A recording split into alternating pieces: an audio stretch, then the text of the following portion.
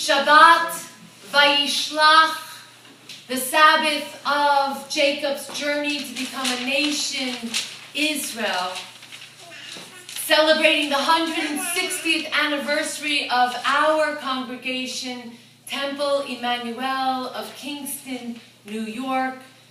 This congregation is honored to add their voices to the readings, the recitation in the National Archives of the Gettysburg Address. 77 years ago, our fathers brought forth on this continent a new nation, conceived in liberty and dedicated to the proposition that all men are created equal.